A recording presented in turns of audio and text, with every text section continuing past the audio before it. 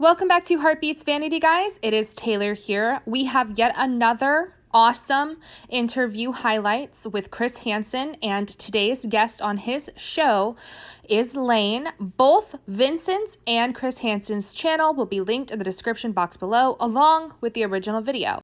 I want to begin now with a little bit of a preface and just jump right in with you guys. So at this point in the stream, the first introductions were done, and now Elaine is beginning to explain how she had met Onision and how the whole kind of fandom began. I tweeted to him. I said, at LaneyBot, hey, I got my hair cut like yours, and he saved it, I believe. And how did the communication go from there between you and Kai? We didn't really talk until after the first time him and Billy broke up. And he would just kind of complain and be like, oh, I can't believe Billy has to come back.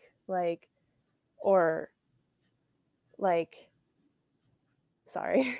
That's all right. So Billy, just to set the stage here, and I think most people who are watching tonight know exactly who Billy is, but Billy is another, alleged victim of Onision and Kai. Billy had, is it fair to say, a relationship with Kai. Mm-hmm. She appeared on this show, Billy did, and really tells a harrowing tale of what happened and how she was treated by these people. Now, did you actually get to know Billy during this period of time? No, I started talking to Billy after the last time that they broke up. And how did you get dragged into all this drama between Kai and Billy? Explain that to me. Billy had put up a video, and she was it was very disturbing to watch. She was very upset about some information Onision had leaked. And I think I just tweeted hey, Billy, you're not a bad person for smoking. Keep your head up. And then Kai had gotten really upset because I suppose they saw the tweet and direct messaged me on Instagram calling me fake and saying they wish they had never met me and stuff like that. And as a kid at the time, how did that impact you? I remember that night I barely slept. I was very, very upset. And how did you feel about Kai? Strangely enough, I still felt a lot of sympathy for them for being, trapped with Onision. And I still supported them, but I was disappointed that they went off on me like that. So Kai goes off on you for basically just commenting that you felt bad for Billy in the relationship she had with Kai and Onision. Yeah. And she came after you, or Kai came after you. Yes. He did it privately though, so nobody saw it. And that was tough on you as a kid. Yes. These people who you saw as celebrities are now going after you aggressively in direct messages. As a content creator myself, though I am still rather a smaller content creator, I take a real issue in bigger content creators who have thousands and thousands, sometimes even millions of subscribers using their platform to get relationships like this. Now, I understand if you were to meet somebody, and it was you were both a very good consent age, and, it was a situation and you were both YouTubers. I understand that, okay? That's all fine and dandy. But this type of behavior is not fine and dandy. Taking teenagers who are looking up to you and, DMing them and bullying them for sharing their opinion online with a past community member and or just in general. I don't know where Onision got it in his head that he thinks that he can literally control the people around him as far as what they do with their own bodies and as far as what they say and or do online. You're no king, boo-boo. You're just not a king, and I'm sorry to break it to you. But you're just not, dude. So when it comes down to it, he has no right to sit there and tell somebody what they can or cannot do with their bodies. And absolutely no right in Lane's situation to sit there and harass her or make her feel less than because she shares her opinion and supports another person with that fact there. So, Onision, bye. This whole thing, were you at this age? The whole dynamic, the drama between Kai, Onision, Billy, you get I sucked into it. Yeah, I was more into it than I'd like to admit. Social media was kind of my outlet when I was younger because I was kind of shy and awkward. So that was my escape. Did you live in this world? Yeah, I found myself checking my phone and making sure like Kai was okay and a lot more than just an average person would. How hurtful was it when Kai took off after you like this? Um, It was very hurtful. I remember dry heaving over my toilet because I was having an anxiety attack about it. This makes me feel so horrible for Lane in this situation because towards the end of this part, you guys hear her saying that she was having panic attacks because of what had happened and the social media pressure that I'm absolutely positive this put her under. I know that she mentioned that they kept things private, that they kept it in DMs, that they were DMing her. But still, you know that they're probably talking amongst their little cult like followers. And that to me is just absolutely disgusting behavior. When you have to go to a fan of yours and you have to go and sit there and make them feel like crap, I mean, come on, to the point where they're having panic attacks and have no care, no mercy, no thought in your head like maybe I should change this behavior and stop doing it so it's not countless people who are being harassed and mentally damaged and hurt and emotionally damaged over this. I mean, when is it going to stop with these individuals? Do you think that Kai was in the process of grooming you into a deep relationship similar to Billy, Haley, Sarah, the other victims we know about in this case? Um, I'm not, I don't want to say yes, but I feel like I would have definitely have been an easy target, which is scary. You said something interesting just a moment ago that you thought Kai was trapped by Onision. Explain that to me. Um, Onis, he said it himself that Kai is very codependent on Onision. He said it multiple times, and that's why he said he felt like he couldn't leave. And then all those tweets were gone, and he got back together with Greg the first time that Greg cuddled with Billy in bed.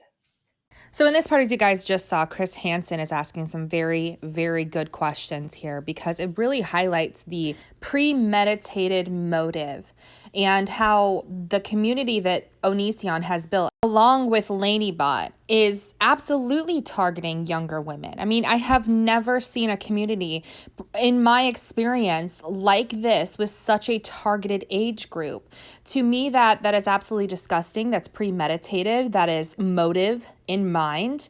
And she was absolutely correct in thinking that she was an easy target because she was an easy target for them in many ways, in that particular way, and also in a harassment and slightly controlling type of way. What I want to point out here is Onision was testing the waters with how far and how much he could get away with control with her by DMing her and saying, I don't like, in his own words, much more derogatory, but I don't like it when you stick up for somebody who is, you know, in some sort of pain because of the way I've treated them. He is basically testing the waters on how much he can control to see if she's a potential candidate. And that's a sick thing to think about because it's like, whoa, he really is strategic with all of it. Not only is he strategic with all of it, but he executes the actions that he has premeditated and pre-thought of and basically groomed for. So one can only imagine if he is going off on something as small as another community member sticking up for a previous community member, what he is feeling like in this moment right now. and the furiousness that he has, knowing that he is out of control. He can't control these people that he's hurt in the past, and they have absolutely every right to speak about what they're speaking about, and it's happening. I'm glad about that. I'm glad that a new era is coming for Onision, and it is absolutely amazing because he can no longer control the people he has hurt and silence them like he's done for so long. So hands down to Chris Hansen, Vincent, and everybody else who has told their story. Is Kai just as guilty as Onision in this whole 100%. scheme? 100%. Mm-hmm. Why do you say that? Kai, I would say, is kind of the bait, and that is disturbing considering he's a parent. You know, your job as a parent and an adult in general is to protect young, vulnerable people, and here you are luring them into your household for your husband to take advantage of.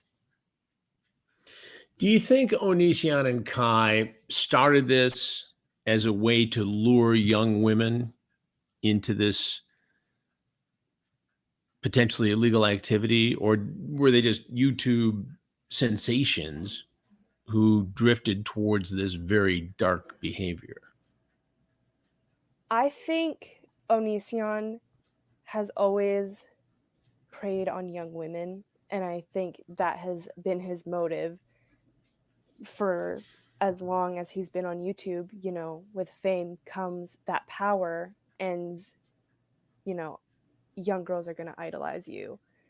I don't think Kai started that way, but he slowly progressed towards that. And what do you think the real relationship is between Kai and Onision? Obviously, there's a marriage.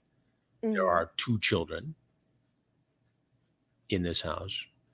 There's a massive YouTube presence even today, even with, these allegations, even with this graphic content, even with the bullying that goes on his YouTube channel. YouTube allows this, Mm-hmm. and it continues, and he's monetized as far as anybody knows. What do you think the real relationship is between Onision and Kai? I honestly still think it's the fan and the idol. I think Kai will never leave because they're still so starstruck by Onision. And these 2 little kids are stuck in the middle of this. Yeah, and my heart goes out to them. After Kai sent you those direct messages, Mm-hmm. criticizing you, berating you in a way for defending Billy, some of the others, what happened after that? I posted them because people were concerned about me. And then I guess news kind of caught wind to Onision, and he tweeted something along the lines of like, "Hey Lane, stop talking about us. Like, we're not interested in you. We've moved on and you should too." And that kind of made me upset because I hadn't talked about him for like days, and then he goes and like stirs the pot. What role do you play in this group? I just try to support all my girls, make sure they're mentally healthy and doing fine, because this is pretty taxing for everybody. We had Sarah, as you know, on this show, along with Billy and Haley and Shiloh and the rest of the young women, who all very bravely told their stories here to me, and they're all serious, tragic in their own ways. Sarah, might have been one of the youngest to actually travel and go out there, Mm-hmm. and I think in some ways might have been among the most just impressionable and exploited. I mean, everybody was exploited in this thing, and I don't mean to compare who was treated worse. It was all horrible stuff. But do you seem to derive strength from each other? Yeah, 100%. Seeing them being so strong is so inspiring, Like every day, I just wake up and hope I can be just half as strong and powerful as these girls. Do you ever wonder, Lane, what would have happened if one of these conversations you had with Kai took a different turn, that Um, the conversation became more intimate, more personal, that maybe you could have ended up flying out to Seattle and staying in Washington State at the home of Kai and Onision? I do think about that, but I have very, very protective parents. So even if I had tried to um, go to Washington, I think my mom would pack herself up in my suitcase. So, Right. yeah. Why do you think Onision and Kai chose the alleged victims that they did? Do you think Um, there's a pattern here? I mean, they're all good young women. They're all nobody's dumb. yeah, Maybe they were in vulnerable situations. Uh, yeah. what is the common thread here, do you think? I think they find them when they are most vulnerable. Obviously, with Sarah, she is very young. Your hormones, your brain is still developing, like you're going through all these changes. You're going to be impressionable, especially when an adult tells you, like, hey, you should come do this. You're going to want to do that. That's just your instinct. Um, I think all these girls were just caught at a very vulnerable time.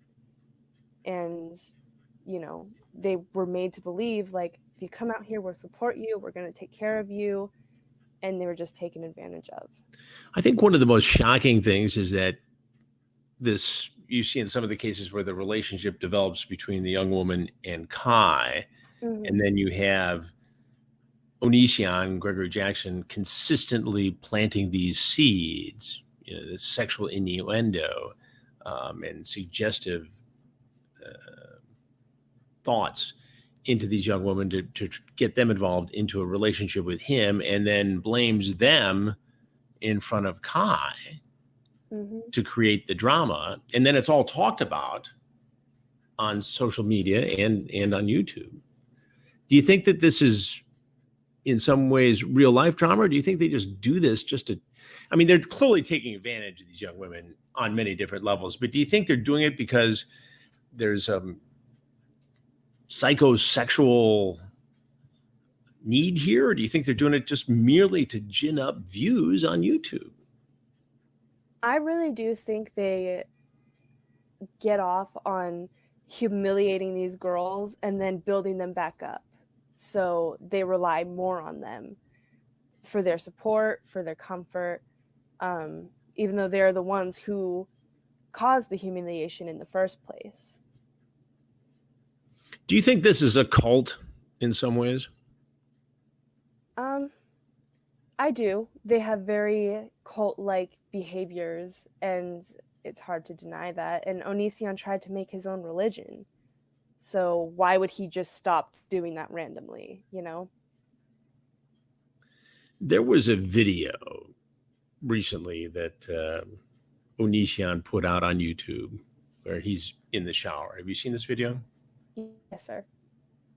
Describe it. I've not seen it. I know Vincent has told me it exists and everything else. And this just was in the last week, right?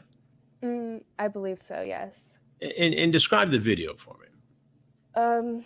He's basically screaming, dry heaving, gagging, fake crying, about having a baby carrot, which is what people make fun of, like his private parts. um, and there's one point where he kind of like pans his camera down and you can see his private parts And for this like was on half a second. YouTube. Yes, sir. Mm-hmm. So let me get this straight. Onision, Gregory Jackson, exposes himself on YouTube. Yes. Full frontal nudity, Mm-hmm. genitalia. Mm-hmm. And yet he's not sanctioned at all on YouTube. He's allowed to do this. No. Yeah, I don't understand.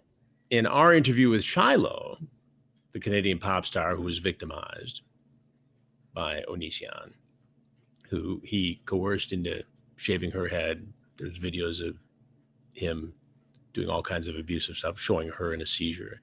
Our interview with her was deemed, not completely acceptable for monetization, where we talk to a victim of Onision's. Yet it's okay for Onision to expose himself on a video on YouTube? Apparently so. I am floored right now. The fact that that video existed and it did not immediately get his channel taken down. What world are we living in? Are we truly living in this world? And the facts remain, yes, we are living in this world. We are living in the world where that can happen on somebody's channel on YouTube and nothing will be done. But then if you say certain words, it trips up the algorithm. And even though the whole entire video context can be seen usually pretty clearly in the transcripts, if you click that little button and you click open transcripts, you can see in typing, which makes it easier for people to read what has been said. And if somebody reports the video, right, or something like that, or the algorithm trips it up, you can see what the context is. If somebody tries to bring awareness to something, yet that doesn't get removed, I don't even know what is going on with this platform, you guys. And then if it's this easy for him to show these behaviors, it's easy for others, like RSN, to show these behaviors. Does that make sense to you? Absolutely not. YouTube needs to get their act together. I don't know what is taking them so long. You continuing to normalize this behavior is just going to victimize more people. And it's going to allow more of people like Onision to just come out because this is being so normalized. Let me know how you guys feel about that last little part there, because literally my hands are shaking, my heart is racing, and that's my biggest fear with this. Now, I know that these type of people exist all over the internet and in the world, and that is an unfortunate truth that we have to live in reality. And I like to view myself as a realist in living in reality, living in the world that we are in now versus what I wish it would be, unfortunately. But to think that this is just allowed on the platform or has very easy loopholes to slip through on the platform, like with Onision, my anxiety just went through the roof, and I just can't even put truly into words how scared that makes me feel and how vulnerable as a human being that makes me feel. Drop your comments below on how you feel about all of this, but I'm truly freaked out. Onision, your days of grooming young women are over. This isn't a joke. The only joke here is you. So stop being a fool on YouTube. The FBI will be examining potential evidence involving enticement, grooming, and the transmission of child pornography.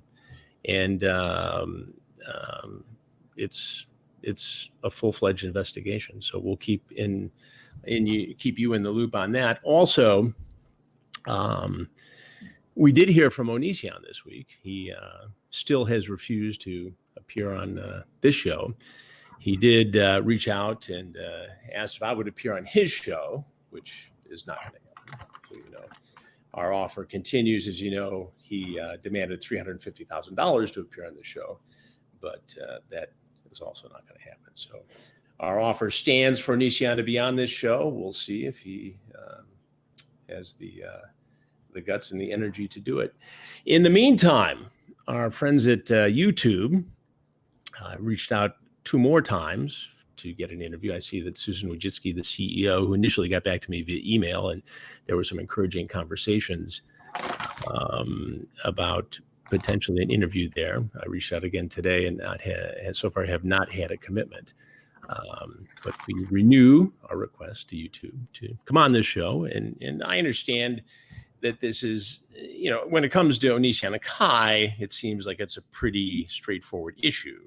Predators, people going after vulnerable young women. But overall, from a creative content provider standpoint, listen, nobody understands the First Amendment better than I do. Nobody will fight for it harder than I will.